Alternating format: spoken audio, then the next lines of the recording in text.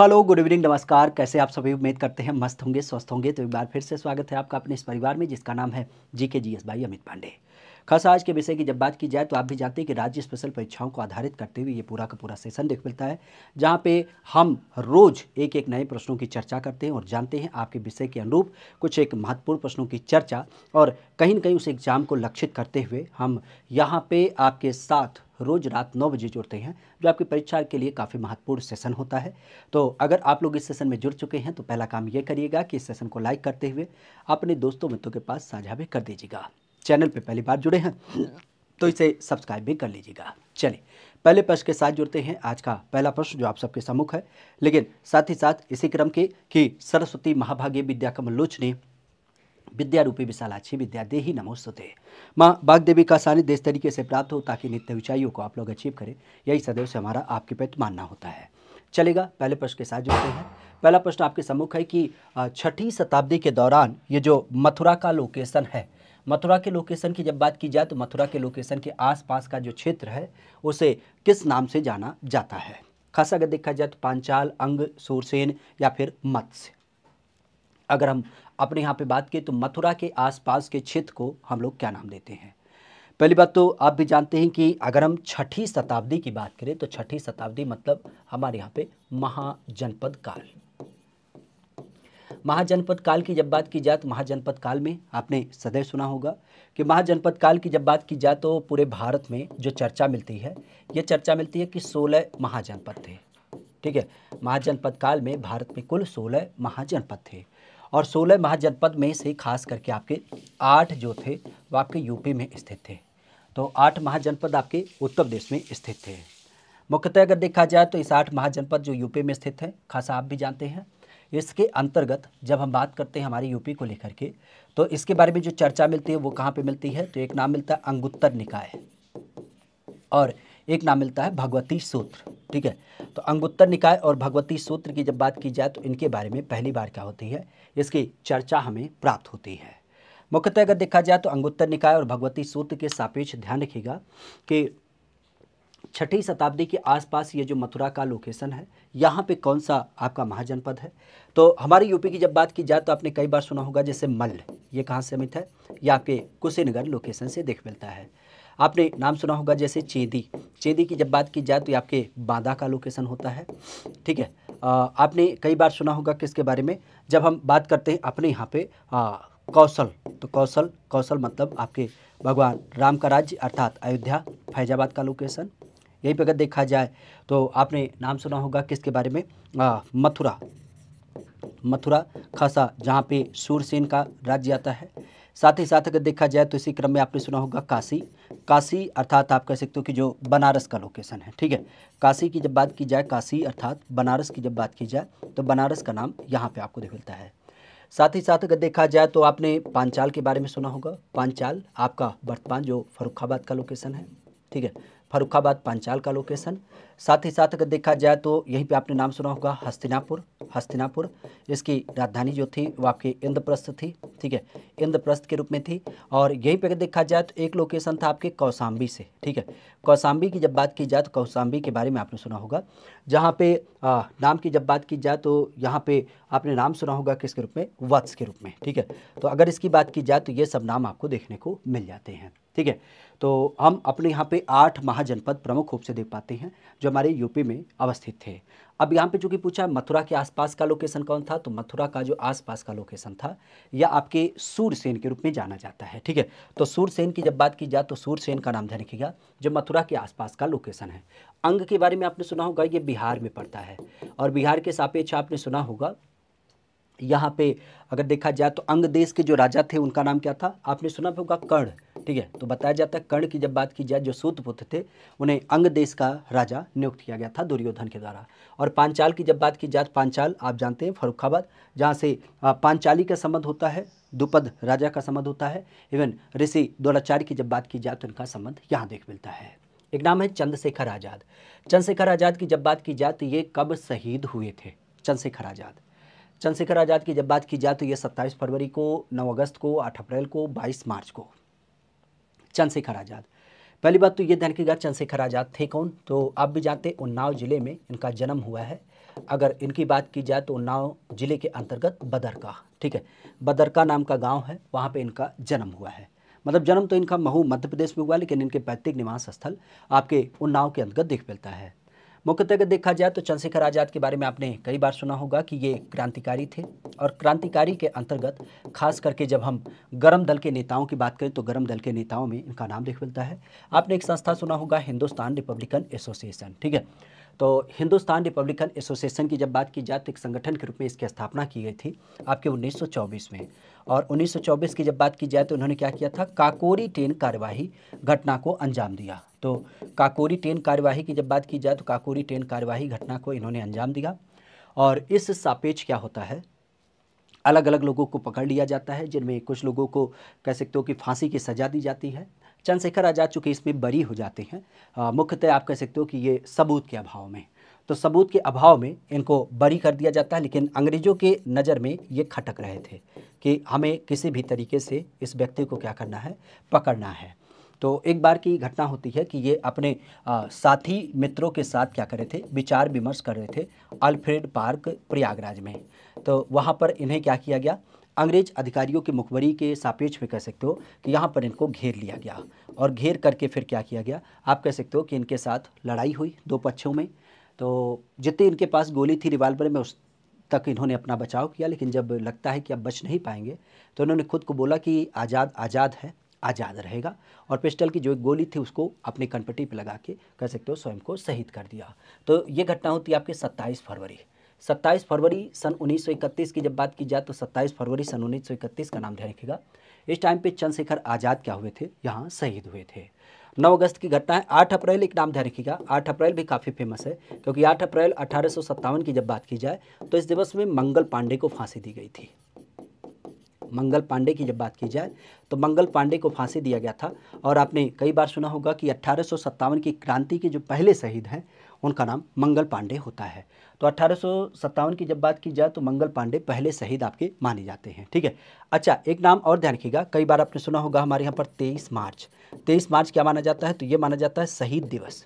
शहीद दिवस क्यों माना जाता है, क्योंकि शहीद दिवस की जब बात की जाए तो इस दिवस में भगत सिंह, राजगुरु, और जब हम बात करते हैं खास करके उनके एक और साथी सुखदेव, तो इन तीनों को क्या किया था, फांसी दिया गया था। हालांकि यहीं पे आपने 30 जनवरी के बारे में सुना होगा। 30 जनवरी को भी हम लोग क्या मानते हैं, शहीद दिवस मानते हैं। और ये शहीद दिवस, इसका कॉन्सेप्ट क्या है, तो ये समझता है हमारे यहाँ पर महात्मा गांधी से, ठीक है। महात्मा गांधी की जब बात की जाए तो महात्मा गांधी की इस दिवस में क्या हुई थी, डेथ हुई थी। तो 30 जनवरी शहीद दिवस ध्यान रखिएगा महात्मा गांधी के सापेक्ष में। एक नाम आता है कि उत्तर प्रदेश में फतेहपुर सीकरी में अकबर ने किले का निर्माण कराया, और ये कब निर्माण कराया। फतेहपुर सीकरी की जब बात की जाए तो इस शहर में आपके अकबर ने किले का निर्माण कराया।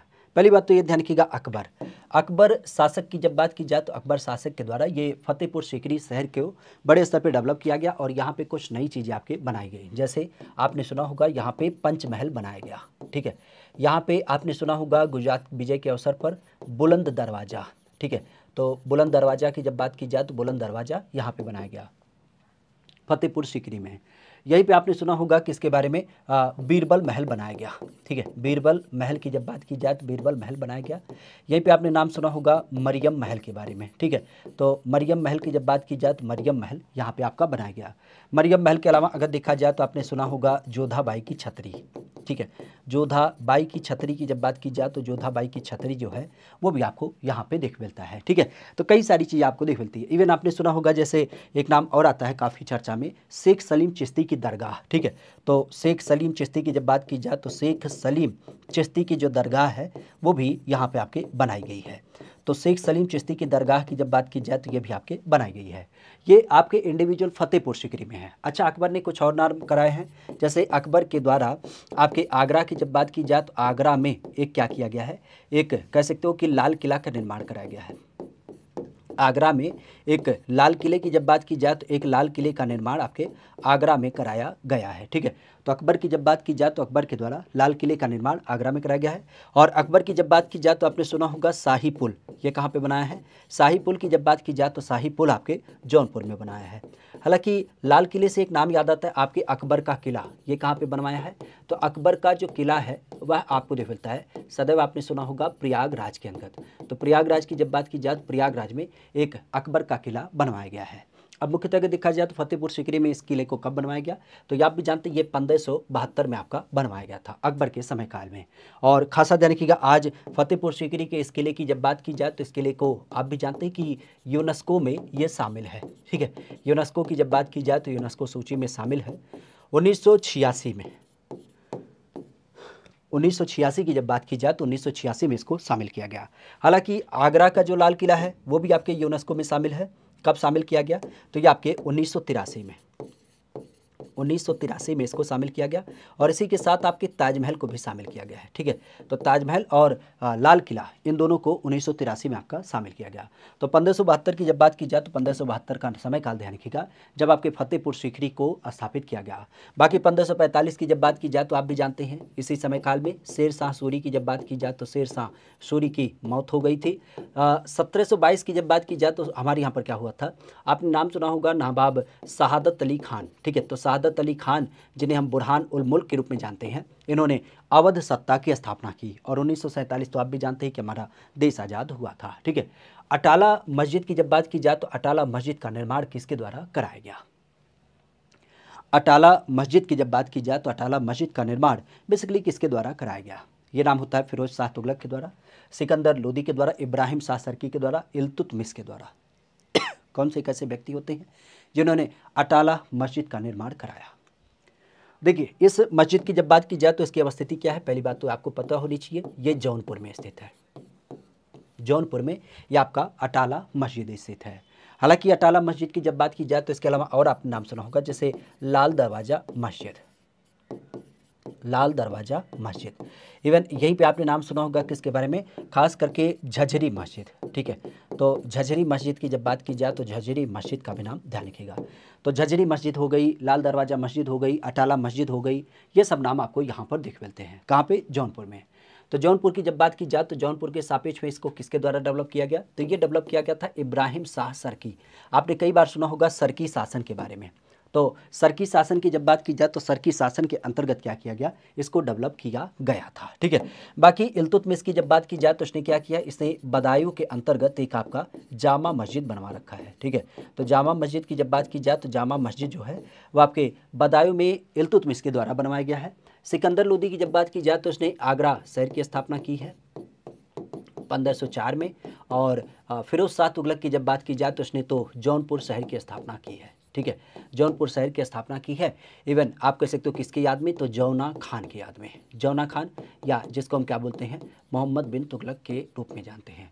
तो मोहम्मद बिन तुगलक के नाम से जौना खान का नाम ध्यान रखिएगा, जिसको हम फिरोज शाह तुगलक का नाम देते हैं। स्वामी हरिदास, स्वामी हरिदास की जब बात की जाए तो इनका निवास हमें देखने को मिलता है।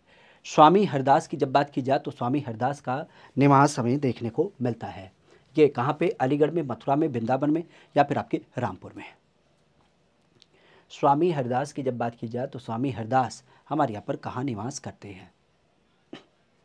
स्वामी हरिदास हमारे यहाँ पर कहाँ पे निवास करते हैं? मुख्यतः अगर देखा जाए तो अलीगढ़, मथुरा, वृंदावन, या फिर आपके रामपुर में। कौन सा लोकेशन होता है जहाँ पे स्वामी हरिदास आपके निवास करते हैं? स्वामी हरिदास आपके निवास करते हैं। स्वामी हरिदास के बारे में आपने सुना होगा। पहली बात, अगर इनकी बात की जाए तो इन्होंने सखी संप्रदाय की नींव रखी है। ठीक है, सखी संप्रदाय की जब बात की जाए तो सखी संप्रदाय की इन्होंने क्या की है?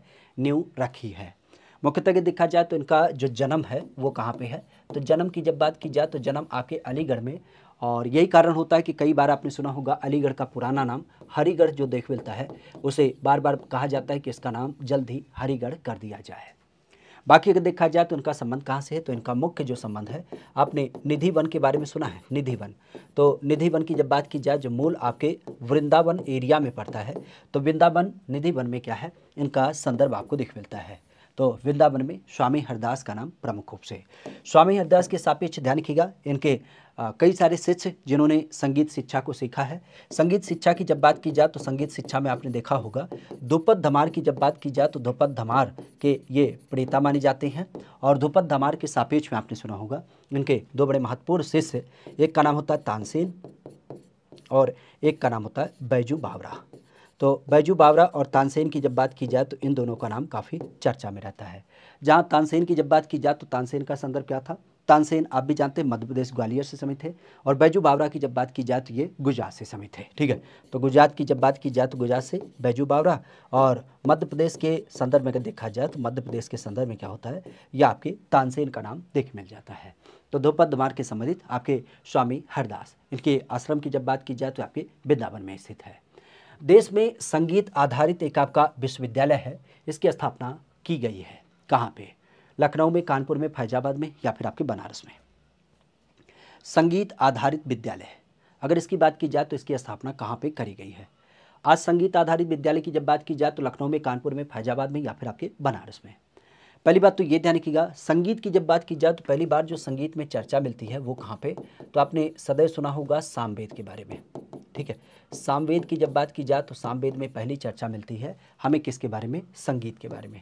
तो संगीत की जो पहली चर्चा मिलती है वो कहाँ पे मिलती है? वो हमें सामवेद में मिलती है। इवन संगीत के बारे में आपने कई बार सुना होगा भरत मुनि के बारे में। तो भरत मुनि की जब बात की जाए तो भरत मुनि ने क्या किया है? भरत मुनि ने एक पुस्तक लिखी है जिसको हम बोलते हैं नाट्यशास्त्र। तो नाट्यशास्त्र की जब बात की जाए तो नाट्यशास्त्र संबंधित किससे है? तो नाट्यशास्त्र नाम की जो एक पुस्तक है वो भरत मुनि के द्वारा लिखी गई है, जिसको हम लोग कई बार क्या कहते हैं? संगीतज्ञों का बाइबल कहते हैं। ठीक है, तो संगीतज्ञों की जब बात की जाए, संगीतज्ञों का बाइबल, तो संगीतज्ञों का जो बाइबल कहा जाता है वह किसे कहा जाता है? तो ये आपके भरत मुनि का नाम लिया जाता है। अब यहाँ पे अगर देखा जाए तो आपने नाम सुना होगा किसके बारे में? भारत खंडे, भारत खंडे संगीत संस्थान। तो भारत खंडे संगीत संस्थान की जब बात की जाए, जिसके सापेक्ष आपने आज नाम सुना होगा, अब इसका नाम भारत खंडे संस्कृति संस्थान कर दिया गया है। ठीक है, अब इसका नाम क्या है? इसका नाम अब भारत खंडे संगीत संस्कृति संस्थान कर दिया गया है। ठीक है, तो भारत खंडे संस्कृति संस्थान स्थापित कर दिया गया है। इसकी स्थापना सन 1926 में की गई थी, 15 जुलाई सन 1926 में। और इसकी जब बात की जाए तो 1926 में ये कहाँ पे स्थापित हुआ? तो आपकी राजधानी लखनऊ में स्थापित हुआ। हालांकि जब स्थापित हुआ था तो उस टाइम पे इसका नाम क्या था? तो उस टाइम पे इसका नाम दिया गया था मैरिस कॉलेज ऑफ हिंदुस्तानी म्यूजिक। ठीक है, तो मैरिस कॉलेज ऑफ हिंदुस्तानी म्यूजिक की जब बात की जाए तो हिंदुस्तानी म्यूजिक के स्वरूप में इसकी स्थापना की गई थी। ठीक है, तो मैरिस कॉलेज ऑफ हिंदुस्तानी म्यूजिक की जब बात की जाए तो उसके रूप में लखनऊ में इसकी स्थापना करी गई थी। उत्तर 10वीं जल शक्ति विभाग, आज अगर इसकी बात की जाए तो इसके मंत्री कौन है? जल शक्ति विभाग की जब बात की जाए तो जल शक्ति विभाग के मंत्री हमें देखने को मिलते हैं। नाम आता है स्वतंत्र देव सिंह, धर्मपाल सिंह या सूर्य प्रताप शाही, या आप कह सकते हो कि बेबी रानी मौर्य। कौन एक ऐसे व्यक्ति होते हैं जो इसमें आपको देख मिलते हैं? अच्छा, अगर हम बेबी रानी मौर्य की बात करें तो इनका संदर्भ क्या है? तो इनके बारे में आप भी जानते हैं, ये तो आपके आगरा से समित है और ये महिला एवं बाल कल्याण मंत्रालय है। ठीक है, महिला एवं बाल विकास की जब बात की जाए तो महिला एवं बाल विकास मंत्रालय का संदर्भ इनके रूप में दिख मिलता है।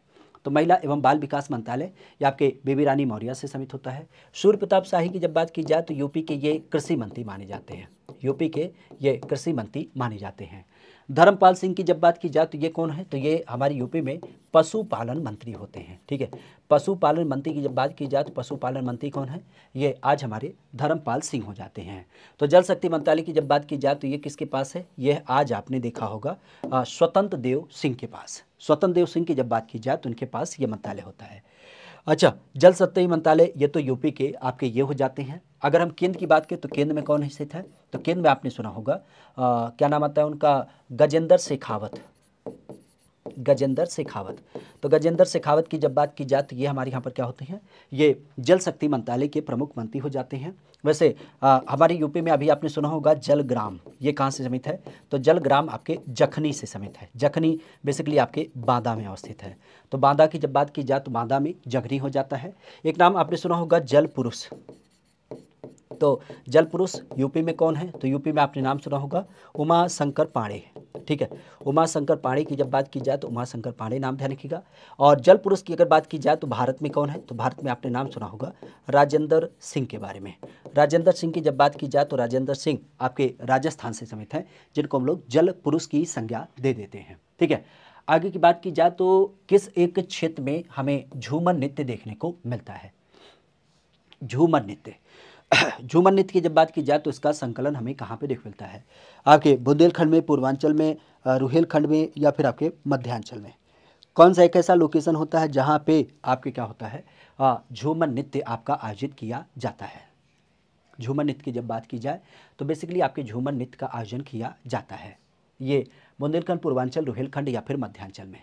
नृत्यों की जब बात की जाए तो बहुत सारे नृत्य हमारे यूपी में आयोजित किए जाते हैं, जैसे अवध में आपने सुना होगा जोगनी नृत्य। ठीक है, अवध में आपके जोगनी नृत्य आपको देख मिलता है।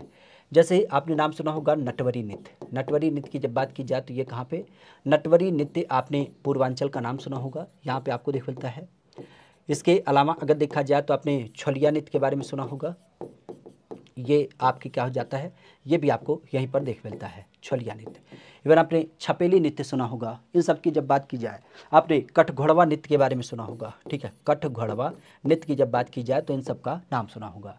झूमर नृत्य का क्रम क्या होता है? तो झूमर नृत्य के सापेक्ष ध्यान रखिएगा, यहाँ पे महिलाओं की जब बात की जाए तो महिलाओं का जो एक क्रम होता है वो आपस में, आपने देखा होगा महिलाओं की जब बात की जाए या पुरुषों की एक मंडली जो होती है वो आपस में क्या करते हैं, हाथ पकड़ करके कुछ इस तरीके से एक सामूहिक ग्रुप को बना लेते हैं, और सामूहिक ग्रुप को बनाने के बाद क्या करते हैं, ये झूम झूम करके, मतलब कह सकते हो कि गतिमान अवस्था में होते हैं और इस ग्रुप को क्या करते हैं, चलायमान रखते हैं। ठीक है, तो मुख्यतः अगर देखा जाए तो झूमर नृत्य का कॉन्सेप्ट यही होता है कि एक साथ हाथ पकड़ करके, और जैसे होता नहीं कि कोई घड़ा हो गया, कोई दिया हो गया, या कोई संरचना रखी है, उसके चारों तरफ घूम घूम करके क्या करना, नृत्य करना। तो बेसिक यही आपका क्या होता है, झूमर नृत्य आपको मिलता है। और इसकी जब बात की जाए तो ये हमारे यहाँ पर पूर्वांचल में अक्सर देखने को मिल जाता है। ठीक है, पूर्वांचल की जब बात की जाए, पूर्वांचल में यह नाम आपको देखने को मिल जाता है। ठीक है, तो झूमर नृत्य आपके पूर्वांचल में आयोजित किया जाता है। आगरा की जब बात की जाए तो आगरा में जो किला है उसकी स्थापना किसके द्वारा की गई? आगरा में किले की जब बात की जाए तो आगरा किले की स्थापना किसके द्वारा की गई? औरंगजेब, जहांगीर, शाहजहां, या फिर आपके कह सकते हो कि अकबर के द्वारा? कौन से व्यक्ति के द्वारा यह आपका स्थापित किया गया आगरा किले की स्थापना? आपने कई बार सुना होगा शाहजहां। शाहजहां की जब बात की जाए तो मुगल काल की जब बात की जाए तो मुगल काल में आपने सदैव सुना होगा स्थापत्य। मुगल काल में स्थापत्य की जब बात की जाए तो स्थापत्य के लिए माना जाता है कि स्वर्ण काल था। ठीक है, तो मुगल काल के स्वर्ण काल की जब बात की जाए स्थापत्य कला का, तो ये किसका काल माना जाता है? ये आपके शाहजहां का काल माना जाता है। तो मुगल काल में स्थापत्य का स्वर्ण काल शाहजहां के शासनकाल को माना जाता है। हमारे यहाँ पे आपने सुना होगा किसके द्वारा? हुमायूं।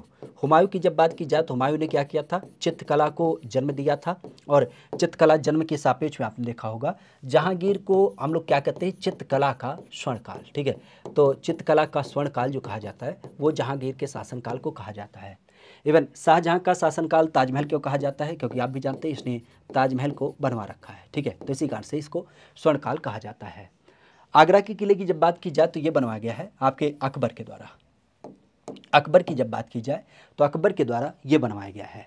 हालांकि यहीं पे अगर देखा जाए तो इसके अलावा शाहजहां ने ताजमहल बनवा रखा है। ताजमहल के अलावा आपने मोती मस्जिद का नाम सुना होगा।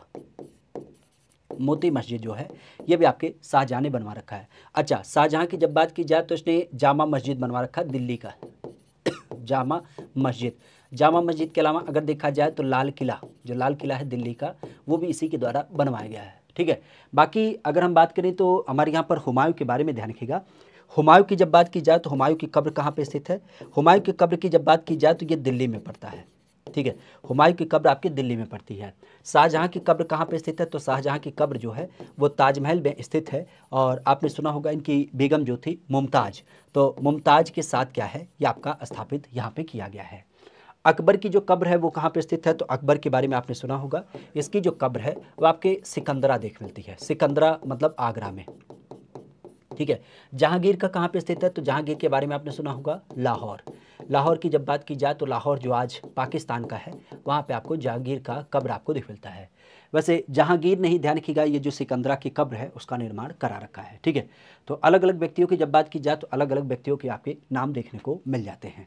तो अकबर ने क्या किया था, आगरा के किले की स्थापना की थी। इवन अकबर ने क्या किया था, खासा आपने सुना भी होगा जब हम बात करते हैं आपके फतेहपुर सीकरी के बारे में, तो फतेहपुर सीकरी की जब बात की जाए तो फतेहपुर सीकरी का जो किला है उसकी भी इसने स्थापना कर रखी है।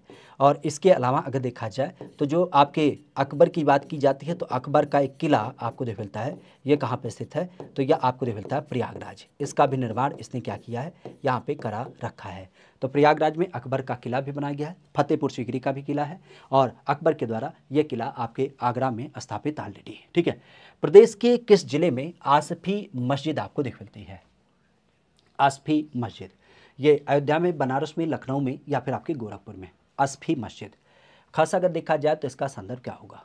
आसफी मस्जिद ये हमारे यूपी में कहाँ पे देखने को मिल जाता है? आसफी मस्जिद हमने कई बार बताया था कि जब हम बात करते हैं किसके रूप में, जब नाम दिया जाता है शहादत अली खान, ठीक है, तो शहादत अली खान के बारे में आपने सुना होगा। शहादत अली खान ने क्या किया था, शहादत अली खान ने अवध सत्ता की स्थापना की थी। ठीक है, अवध सत्ता सन 1722 में स्थापित किया था, लेकिन इस सत्ता को क्या किया गया था, आप भी जानते हैं 1775 में परिवर्तित करते हुए नवाब क्या बोलते हैं, आसफउद्दौला, आसफउद्दौला की जब बात की जाए तो आसफउद्दौला के द्वारा क्या किया गया, इसको फैजाबाद से राजधानी परिवर्तित करते हुए लखनऊ लाया गया। तो यहाँ पर इन्होंने क्या किया है, कुछ नई नई चीज़ों को बना रखा है, जैसे इबादत खाना, क्या बोलते हैं, इमाम बाड़ा। ठीक है, तो लखनऊ का जो आपका इमाम बाड़ा है, इमाम बाड़ा डेवलप किया है। लखनऊ में जो आप कह सकते हो कि जो आपका रूमी दरवाज़ा है उसको इन्होंने डेवलप किया है। ठीक है, और भी कई सारी चीज़ें यहाँ पर इन्होंने बना रखी हैं। बेसिक अगर देखा जाए तो आसफी मस्जिद भी इसी में एक संरचना होती है जो आपके लखनऊ में देखने को मिल जाती है। तो आसफी मस्जिद, इवन यही पे ध्यान रखिएगा, आपने कई बार सुना होगा क्या बोलते हैं, टीले वाली मस्जिद। ठीक है, तो टीले वाली मस्जिद की जब बात की जाए तो टीले वाली मस्जिद जो है वह इस स्वरूप में आपको देखने को मिल जाती है। कई बार आपने सुना होगा घंटा घर। ठीक है, तो घंटा घर की जब बात की जाए तो बताया जाता है एशिया का सबसे बड़ा क्या है, ये आपका घंटा घर आपको देख मिलता है। एशिया का सबसे बड़ा घंटा घर या आपको क्या होता है, इसी क्रम में आपको देखने को मिल जाता है। तो आसफी मस्जिद जो आपको है ये आपके लखनऊ में देख मिलता है। लखनऊ बेसिक आप भी जानते हैं आपके गोमती नदी के किनारे स्थित है। कई बार आपने सुना होगा, खास करके जब हम बात करते हैं किसके रूप में, बड़े हनुमान जी का मंदिर, तो बड़े हनुमान जी का मंदिर यहाँ पे स्थित है। आपने सुना होगा किसके रूप में, मनकामेश्वर महादेव की जब बात की जाए तो मनकामेश्वर मंदिर, और यही पर अगर देखा जाए तो चंद्रिका देवी मंदिर। ठीक है, चंद्रिका देवी मंदिर जो आपके बक्सी ताल में पड़ता है, ये आपको देख मिलते हैं कुछ फेमस यहाँ के लोकेशन। देवरिया जिले के सापेक्ष अगर देखा जाए तो यहाँ का एक जिला एक उत्पाद योजना में चिन्हित जो आपकी योजना है उसका नाम क्या है? देवरिया जिले में एक जिला एक उत्पाद योजना के अंतर्गत चिन्हित जो आपका एक उत्पाद है उसका नाम क्या है? सजावटी सामान, वस्तु उत्पाद, टेराकोटा या फिर आपके दरी। कौन सा उत्पाद ऐसा है जो देवरिया जिले से आपका चिन्हित किया गया है? एक जिला एक उत्पाद योजना। पहली बात तो ये ध्यान रखिएगा, इस योजना को कब चालू किया गया? ये चालू किया गया 24 जनवरी 2018। तो 24 जनवरी 2018 की जब बात की जाए तो इस टाइम पे इस योजना को हमारे यहाँ पर चालू किया गया 24 जनवरी 2018। मुख्यतः अगर देखा जाए तो इस योजना के सापेक्ष आपने सुना होगा इसके ब्रांड एम्बेसडर के रूप में, ब्रांड एम्बेसडर की जब बात की जाए तो ब्रांड एम्बेसडर का नाम ध्यान रखिएगा, इसका नाम जो समिट होता है वह आपने सुना होगा हमारे यहाँ पर, खास करके जब हम नाम लेते हैं कंगना रनौत का। ठीक है, तो कंगना रनौत की जब बात की जाए तो कंगना रनौत का नाम ध्यान रखिएगा, या आपके इसके ब्रांड एम्बेसडर होती हैं।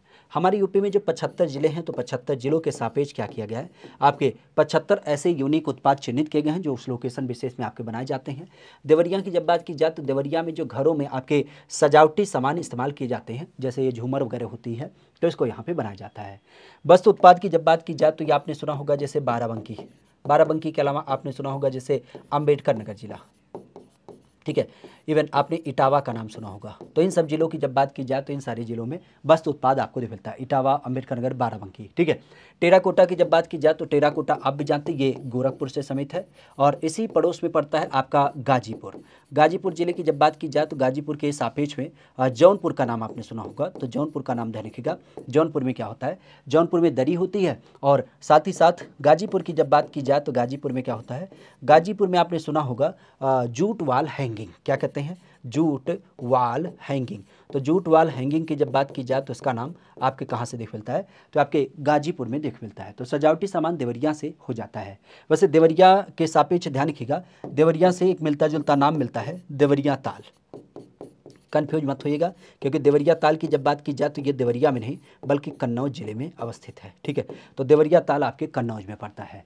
और देवरिया की जब बात की जाए तो ये किस नदी के किनारे स्थित है, तो आपको हमने कई बार बताया है कि जब हम बात करते हैं हमारे यहाँ पर राप्ती, और राप्ती के अलावा अगर आप बात करते हैं घाघरा के बारे में, घाघरा की बात करें सरयू नदी, तो सरयू नदी का संदर्भ आपके देवरिया, गोला, बड़हज इन सब का नाम देख मिल जाता है। ठीक है, आगे की बात की जाए तो उत्तर प्रदेश संगीत नाट्य अकादमी की स्थापना कब करी गई।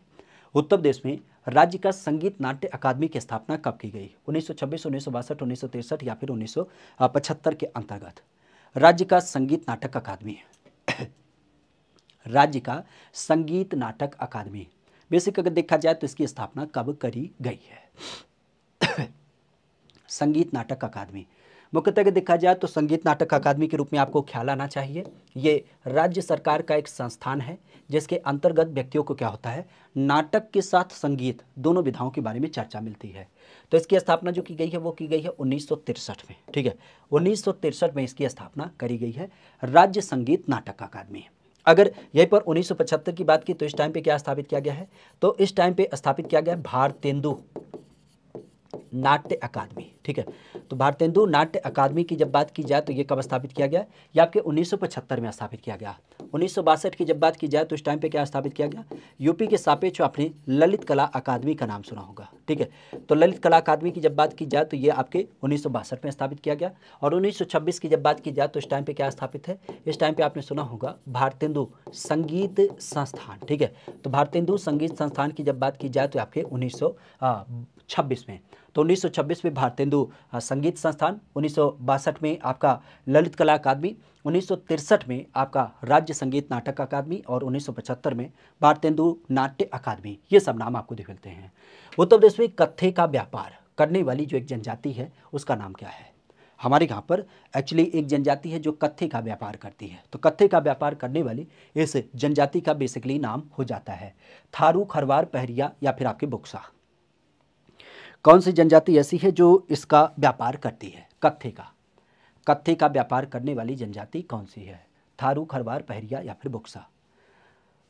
यूपी में अगर देखा जाए तो आप भी जानते हैं जनजाति की जब बात की जाए तो जनजाति की कुल संख्या क्या है, 12 है, जिनमें सबसे बड़ी कौन सी है, थारू जनजाति है। जो बताया जाता है कि जो थार का रेगिस्तान है उस थार के रेगिस्तान में रहने वाली एक घुमंतु प्रवृत्ति की कबीलाई जनजाति होती है जो अपने आप को क्या मानती है, किरात वंश से समित मानती है। ठीक है, किरात वंश की जब बात की जाए तो किरात वंश से समित मानती है। थारू के सापेक्ष अगर यहीं पे देखा जाए तो थारू हमारे प्रदेश की क्या हो जाती है, सबसे बड़ी जनजाति होती है।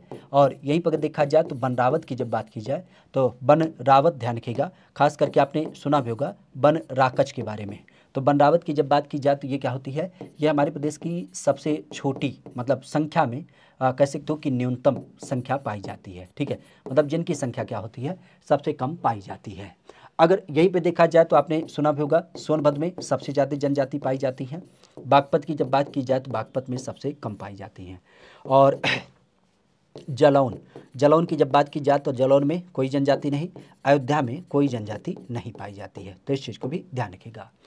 जनजातियों की जब बात की जाए तो कत्थे का व्यापार कौन करता है, तो कत्थे के व्यापार की जब बात की जाए तो ये करती है खरवार जनजाति। बेसिक आप भी जानते हैं खरवार की जब बात की जाए तो इसका एक और नाम मिलता है हमारे यहाँ पर खैरवार। तो खरवार या खैरवार मतलब एक तरीके से नाम ध्यान रखिएगा खैर की जब बात की जाए तो खैर नाम के पौधे से क्या होता है, कत्था प्राप्त होता है। तो कत्थे की जब बात की जाए तो कत्थे की प्राप्ति के सापेक्ष में क्या होता है, खरवार का नाम आपको दिख मिलता है। बताते हैं कि ये जो पलामू का लोकेशन है, पलामू झारखंड, ठीक है, पलामू झारखंड की जब बात की जाए तो पलामू झारखंड के सापेक्ष ध्यान रखिएगा, पलामू झारखंड के सापेक्ष में इसका नाम प्रमुख रूप से दिख मिलता है। तो कत्थे के व्यापार की जब बात की जाए तो ये किससे समित होता है, ये आपके खरवार जनजाति के रूप में दिख मिलती है। ठीक है, बंगला भाषा की जब बात की जाए तो बंगला भाषा से निकलने वाली एक पत्रिका जो हमारी यूपी से समित आपको दिख मिलती है। बंगला भाषा की जब बात की जाए तो बंगला भाषा से निकलने वाली एक पत्रिका जो हमारे यहाँ से निकाली जाती है, बंगला भाषा। अगर हम अपने यहाँ पे पत्रिकाओं की बात करें, सबसे पहली बात तो आपने सुना होगा बनारस अखबार। बनारस अखबार हमारे यूपी की पहली पत्रिका मानी जाती है और ये बनारस से निकाली जाती है। आपने सुना होगा सन 1845 से इसका कह सकते हो यहाँ से निकाला जाता था। रघुनाथ दत्ते वगैरह का नाम आपने सुना होगा बनारस से। लेकिन ये जो निकलती थी, ये सीन क्या था कि ये एक सप्ताह में एक बार निकलती थी। तो फिर हमारे यहाँ पर जो रेगुलर निकलती है, जो दैनिक निकलती है, उसका नाम क्या था? उसका नाम था हिंदुस्तान। तो हिंदुस्तान नाम के पत्रिका की जब बात की जाए तो ये हमारे यहाँ पर दैनिक निकलती थी। और दैनिक इस निकलने वाली पत्रिका के प्रकाशन की जब बात की जाए तो ये मदन मोहन मालवीय के द्वारा किया गया। पत्रिकाओं की जब बात की जाए तो कौमी आवाज़ आपने सुना होगा, ये उर्दू भाषा की एक पत्रिका है। खासा अगर इसकी बात की जाए तो ये लखनऊ से निकलती थी। और आप भी जानते हैं कि रफ़ी अहमद किदवई और जवाहरलाल नेहरू, इन दोनों ने क्या किया था? इसको निकाला है। ठीक है, तो रफ़ी अहमद किदवई और जवाहरलाल नेहरू, इनके द्वारा क्या किया गया है? इसको निकाला गया है। ठीक है, तो रफ़ी अहमद किदवई, जवाहरलाल नेहरू के द्वारा उर्दू भाषा की ये पत्रिका हो जाती है। लीडर की जब बात की जाए तो ये मदन मोहन मालवीय के द्वारा ही होता है। खास करके आपने सुना होगा ये अंग्रेजी भाषा की पत्रिका है। ठीक है, अंग्रेजी भाषा की जब बात की जाए तो अंग्रेजी भाषा की ये पत्रिका होती है। मजदूर पत्रिका के बारे में ध्यान रखिएगा, ये आपके प्रताप और मजदूर, इन दोनों की जब बात की जाए तो ये आपके कानपुर से निकलने वाली पत्रिका होती हैं। सुधाकर की जब बात की जाए तो सुधाकर, ध्यान रखिएगा, सुधाकर एक ऐसी पत्रिका होती है जो खासा, ध्यान रखिएगा, ये हिंदी भाषा में भी निकाली जाती है और हिंदी के अलावा अगर देखा जाए तो ये बांग्ला भाषा में भी निकाली जाती है। तो सुधाकर पत्रिका हिंदी और हिंदी के अलावा बांग्ला भाषा, दोनों भाषाओं में निकाली जाती है। ठीक है, तो सुधाकर का नाम ध्यान रखिएगा। वैसे पत्रिका से याद आना चाहिए हमारे यहाँ पर कल्याण। कल्याण पत्रिका की जब बात की जाए तो कल्याण पत्रिका का संदर्भ क्या है? कल्याण पत्रिका एक ऐसी पत्रिका है जो आपके गोरखपुर से निकलती है। ठीक है, गोरखपुर की जब बात की जाए तो गोरखपुर से इसको निकाला जाता है। ठीक है, कन्नौज, आज कन्नौज की जब बात की जाए तो कन्नौज किस एक नदी के किनारे स्थित है? कन्नौज की जब बात की जाए तो कन्नौज किस एक नदी के किनारे स्थित है? यमुना, गंगा, सरयू या फिर काली? कन्नौज की जब बात की जाए तो कन्नौज किस एक नदी के किनारे आपको दिख मिलता है? कन्नौज की जब बात की जाए तो कन्नौज किस एक नदी के किनारे आपकी स्थित है?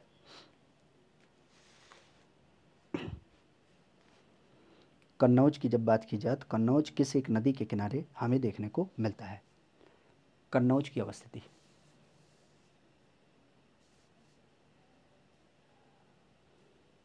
कन्नौज की जब बात की जाए तो कन्नौज की अवस्थिति हमारे यूपी में कहाँ पे देखने मिलती है? आज कन्नौज की जब बात की जाए तो उसका नाम ध्यान रखिएगा, कन्नौज बेसिक आप भी जानते हैं। पहली बात, इसका नाम क्या होता है? इसका नाम है महोदया, इसका नाम है नगर श्री, इसका नाम है महोदय नगर, महोदय नगर। इवन आपने इसका नाम सुना होगा किसके रूप में? इत नगरी, इत नगरी। ठीक है, तो ये अलग अलग इसके नाम होते हैं। आज अगर इसकी बात की जाए तो इसके सापेक्ष ध्यान रखिएगा, ये किस नदी के किनारे स्थित है? तो ये गंगा नदी के किनारे स्थित है। क्योंकि आपने सुना भी होगा हमारे यहाँ पर एक नदी होती है जिसका नाम है रामगंगा। तो रामगंगा नदी की जब बात की जाए तो रामगंगा नदी क्या करती है? ये गंगा के ही सापेक्ष में कन्नौज के पास आकर के मिल जाती है।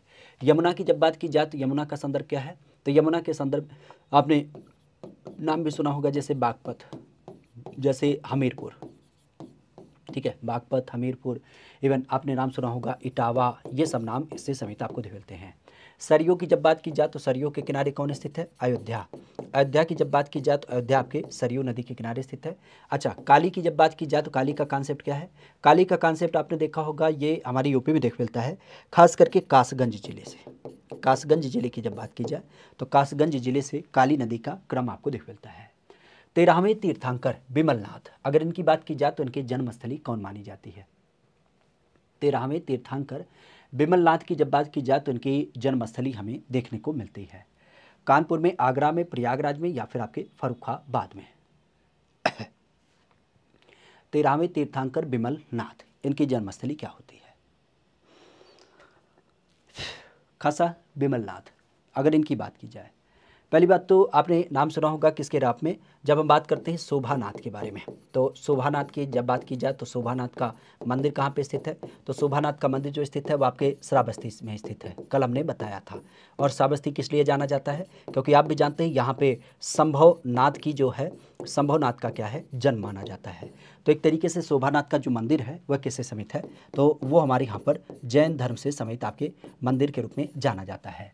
बिमलनाथ की जब बात की जाए तो ये कौन माने जाते हैं, ये भी हमारे यहाँ पर जब हम बात करते हैं जैन तीर्थंकरों के बारे में, क्योंकि आप भी जानते हैं जैन धर्म में कुल 24 तीर्थंकर का नाम मिलता है, और 24 तीर्थंकरों में से खास करके 9 तीर्थंकर जो हैं वह आपके यूपी में देख मिलते हैं। अब 9 तीर्थंकर की जब बात की जाए तो उनमें से एक नाम बिमलनाथ का होता है, और इनकी जब बात की जाए तो उनका संबंध क्या है, फर्रुखाबाद में। फर्रुखाबाद में एक महोत्सव आपने कई बार सुना भी होगा, क्या नाम आता है, कंपिल महोत्सव।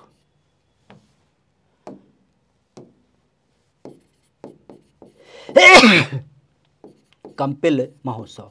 तो कंपिल महोत्सव की जब बात की जाए तो कंपिल महोत्सव का नाम ध्यान रखिएगा, ये हमारे यहाँ पर जैन अनुयायियों से समेत एक बड़ा महोत्सव होता है, तो ये फर्रुखाबाद में ही आयोजित होता है। ठीक है, तो 13वें तीर्थंकर बिमलनाथ की जो जन्मस्थली है वो फर्रुखाबाद है। इवन फर्रुखाबाद की जब बात की जाए तो आपने महादेवी के बारे में सुना होगा, महादेवी वर्मा, यहाँ पे इनका संबंध हो जाता है।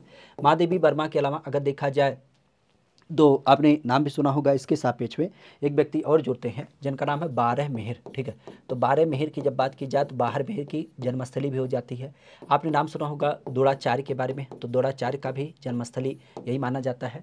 आपने नाम सुना होगा किसके रूप में, पांचाली, तो पांचाली अर्थात द्रौपदी, और आपने द्रुपद राजा का नाम सुना होगा, तो इन सब का संबंध यहीं से है, फर्रुखाबाद।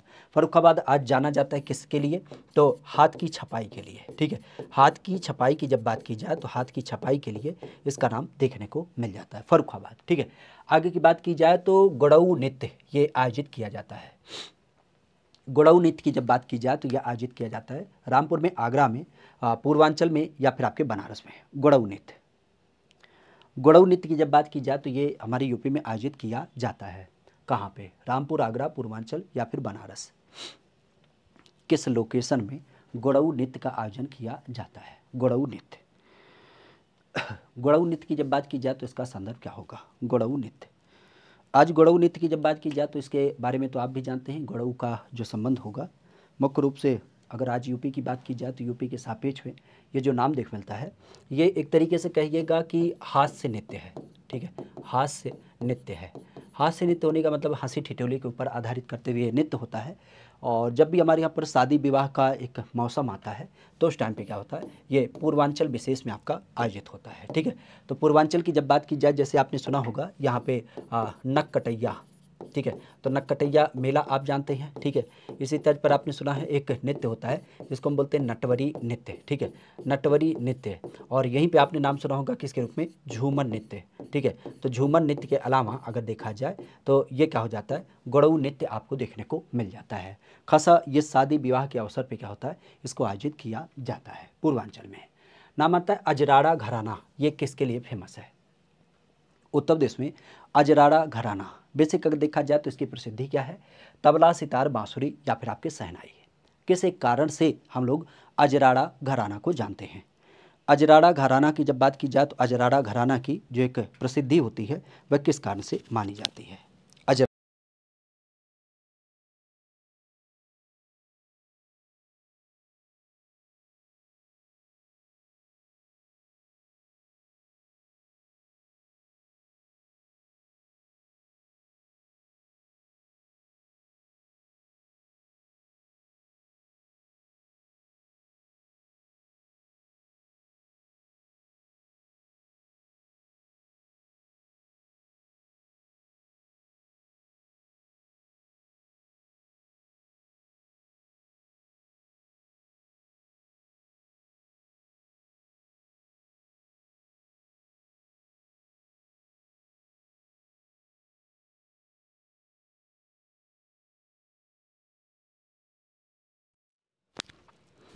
चलिए, तो इसका सही उत्तर क्या होगा। ठीक है, अजराड़ा घराना ये किस लिए जाना जाता है। बेसिक अगर देखा जाए तो अजराड़ा मतलब आप समझिएगा ये जो मेरठ का लोकेशन है। ठीक है, तो मेरठ की जब बात की जाए तो मेरठ को हम लोग अजराड़ा घराना के रूप में जानते हैं। वो कितने ध्यान रखिएगा, ये तबला, तबला की जब बात की जाए तो तबला के लिए ये पहचाना जाता है। मेरठ या फिर अजराड़ा घराना। ठीक है, बाकी इसी क्रम में आपने सुना होगा किसके रूप में, खास करके कैराना घराना। कैराना घराना की जब बात की जाए तो सिर्फ बड़े फेमस पर्सनालिटी हैं जिनका नाम है भीमसेन जोशी। ठीक है, भीमसेन जोशी। तो भीमसेन जोशी का नाम ध्यान रखिएगा, ये किससे समित है, ये आपके कैराना घराना से समित आपके माने जाते हैं। ठीक है, तो इनका नाम ध्यान रखिएगा। प्रसिद्ध एक हमारे यहाँ पे आपने नाम सुना होगा, एक प्रसिद्ध बांसुरी वादक हैं, और उनकी जब बात की जाए तो उनका नाम आपने सुना होगा किस रूप में, नाम आता है, एक तो नाम है पंडित रविशंकर। पंडित रविशंकर की जब बात की जाए तो पंडित रविशंकर क्या है, पंडित रविशंकर की जब बात की जाए तो ये एक प्रसिद्ध सितार वादक हैं। कहाँ से समित है, ये बनारस से समित हैं। और एक नाम आपने और सुना होगा, बिस्मिल्लाह खान। ठीक है, तो बिस्मिल्लाह खान की जब बात की जाए तो बिस्मिल्लाह खान का नाम ध्यान रखिएगा, ये कहाँ से समित है, तो बिस्मिल्लाह खान की जब बात की जाए तो ये आपके बनारस से समित हैं, भारत रत्न हैं। और इनकी जब बात की जाए तो ये सहनाई वादक हैं। ठीक है, सहनाई वादक के रूप में इनका नाम लिया जाता है। और इसी तरीके से अगर देखा जाए तो आपने नाम सुना होगा बांसुरी वादक हरिप्रसाद चौरसिया। तो हरिप्रसाद चौरसिया की जब बात की जाए तो इनका संबंध कहाँ से है, हरिप्रसाद चौरसिया का जो संबंध है वह आपने सुना भी होगा, ये हमारे यहाँ पर खास करके प्रयागराज से समेत आपको देख मिलते हैं। ठीक है, तो इनका नाम ध्यान रखिएगा। आगे की बात की जाए तो उत्तर प्रदेश के मैदानी जनपद में सर्वाधिक कम वर्षा होती है, मतलब बरसात की जब बात की जाए तो कौन सा लोकेशन है जहाँ पे सबसे कम बरसात आपको दिख मिलती है, इलाहाबाद में, देवरिया में, मथुरा में या फिर आपके बलिया में। कौन सा लोकेशन ऐसा है जहाँ पे सबसे कम बरसात आपको दिख मिलती है, बरसात की जब बात की जाए तो कौन सा लोकेशन ऐसा है जहाँ पे सबसे कम बरसात आपको दिख मिलती है।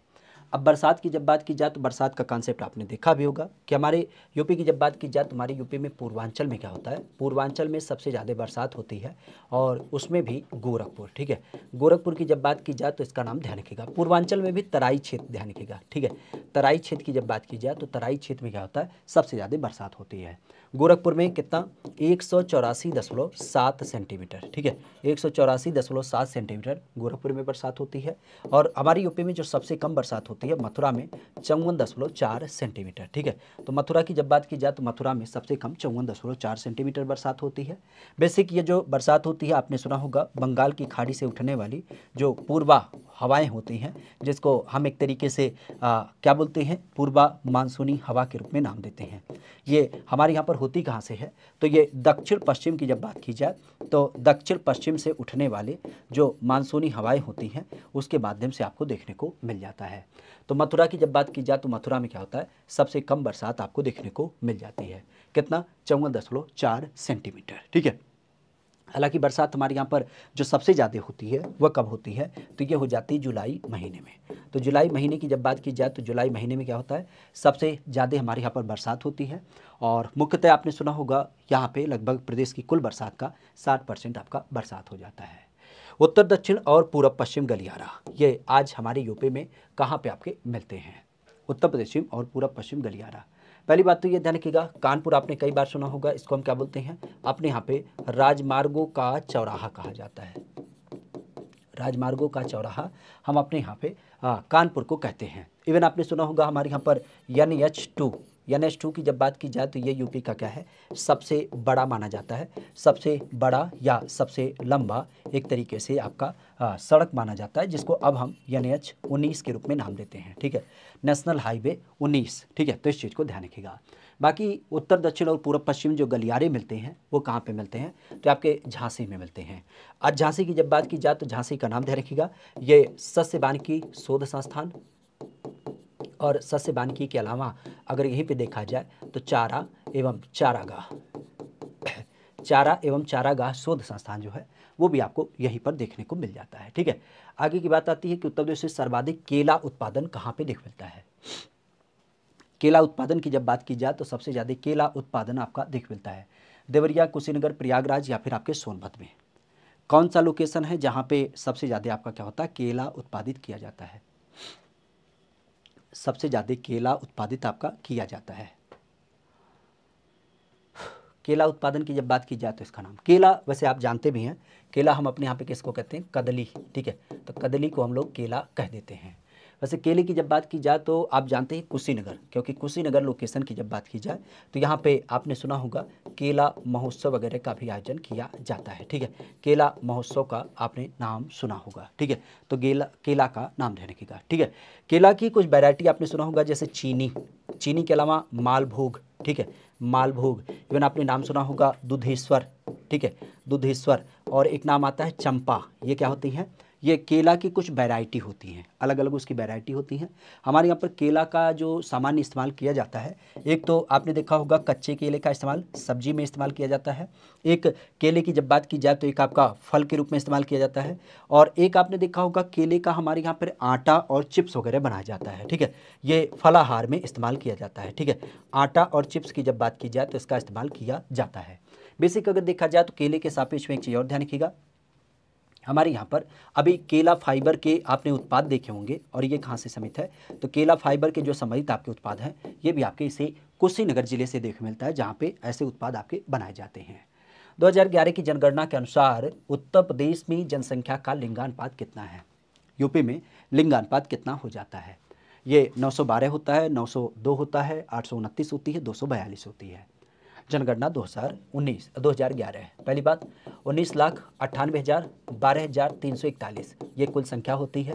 16.51% ये क्या हो जाता है? देश की कुल संख्या में हमारी वैल्यू होती है। आज कुल संख्या के सापेक्ष अगर देखा जाए तो हमारे जनसंख्या में पहला स्थान हो जाता है, और पहले स्थान के साथ अगर देखा जाए तो जनगणना के सापेक्ष हमारा जो कुल वैल्यू होता है लिंगानुपात वो होता है 912 है। लिंगानुपात आप भी जानते हैं कि 1000 पुरुष के सापेक्ष हम कितनी महिलाओं की संख्या देख पाते हैं, इसी को हम इसमें देख पाते हैं। अच्छा, ये तो वयस्कों की बात होती है, लेकिन जब हम बच्चों की बात करते हैं तो बच्चों में क्या होता है? बच्चों के सापेक्ष ध्यान रखिएगा 0 से 6 वर्ष, अगर कोई व्यक्ति 0 से 6 वर्ष होता है तो उस दशा में उसका लिंगानुपात 902 होता है।